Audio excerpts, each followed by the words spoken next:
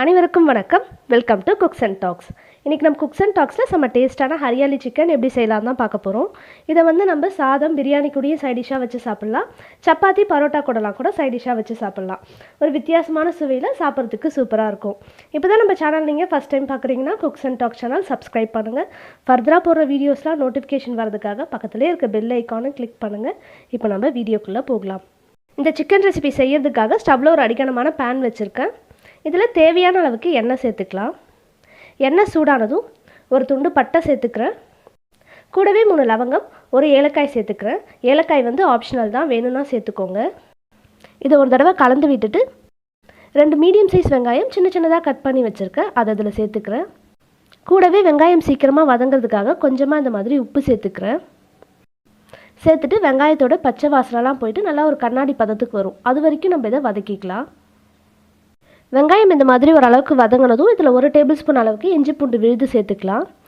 சேர்த்துட்டு இஞ்சி பூண்டு விழுதோட பச்சை வாசனை போகிற வரைக்கும் வதக்கிக்கலாம். இப்போது வெங்காயம் இஞ்சி பூண்டு விழுதோட பச்சை வாசனைலாம் போயிட்டு வெங்காயம் நல்லா ஒரு கண்ணாடி பதத்துக்கு வந்திருக்கு. இந்த ஸ்டேஜில் நம்ம சிக்கன் சேர்த்துக்கலாம்.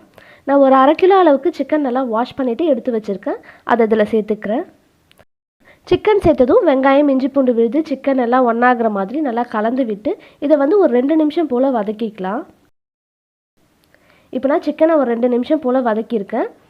இந்த மாதிரி சிக்கனை வதக்கினதும் இதுக்கு தேவையான மசாலா பொருட்கள் சேர்த்துக்கலாம். 1/4 டீஸ்பூன் மஞ்சத்தூள் சேர்த்துக்கிறேன். கூடவே 1 டீஸ்பூன் கரம் மசாலா தூள் சேர்த்துக்கிறேன். 1 டீஸ்பூன் காய்ந்த மிளகாய் தூள் சேர்த்துக்கிறேன். 1 டீஸ்பூன் தனியாத்தூள் சேர்த்துக்கிறேன். அப்புறம் 1/2 டீஸ்பூன் சோம்புத்தூள் சேர்த்துக்கிறேன். இந்த மாதிரி மசாலா பொருட்கள்லாம் சேர்த்ததும் இதை சிக்கனோட நல்லா கலந்து விட்டு மஞ்சத்தூள் வாசனை போகிற வரைக்கும் நல்லா வதக்கிக்கலாம். இந்த மாதிரி வதக்கினதும் இதில் 2 டேபிள் ஸ்பூன் அளவுக்கு தயிர் சேர்த்துக்கலாம். கூடவே இந்த சிக்கனுக்கு தேவையான உப்பு சேர்த்துக்கலாம். சேர்த்துட்டு இதை நல்லா கலந்து விட்டுக்கலாம். ஆல்ரெடி வெங்காயம் வதங்கும் போதே கொஞ்சம் உப்பு சேர்த்துருக்கோம், அதனால் இப்போ உப்போட அளவு பார்த்து சேர்த்துக்கோங்க. இந்த மாதிரி இதை நல்லா கலந்து விட்டதும் ஸ்டவ்வை லோ ஃப்ளேமில் மாற்றி வச்சுட்டு இது கொஞ்சம் நேரம் போல் அப்படியே வேகட்டும். அதுக்குள்ளே இதுக்கு தேவையான மற்ற பொருள்கள்லாம் நம்ம அரைச்சி எடுத்துக்கலாம். இப்போ ஒரு மிக்சர் ஜாரில் ஒரு கையளவுக்கு கொத்தமல்லி தழைகள் சேர்த்துக்கலாம். ஒரு கையளவுக்கு புதினா இலைகள் சேர்த்துக்கலாம்.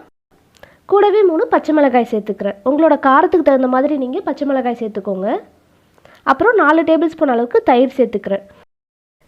இதெல்லாம் சேர்த்ததும் இதில் தண்ணிலாம் எதுவும் சேர்க்காமல் நல்லா மைய அரைச்சி எடுத்துக்கலாம். இந்த மாதிரி நல்லா மைய அரைச்சி எடுத்துக்கோங்க. இப்போ நம்ம அரைச்சி எடுத்துருக்க கொத்தமல்லி புதினாவை இந்த சிக்கனில் சேர்த்துக்கலாம். சேர்த்துட்டு இதை நல்லா கலந்து விட்டுக்கலாம். இதை ஹரியாலி சிக்கன், க்ரீன் சிக்கன்னு சொல்லுவாங்க.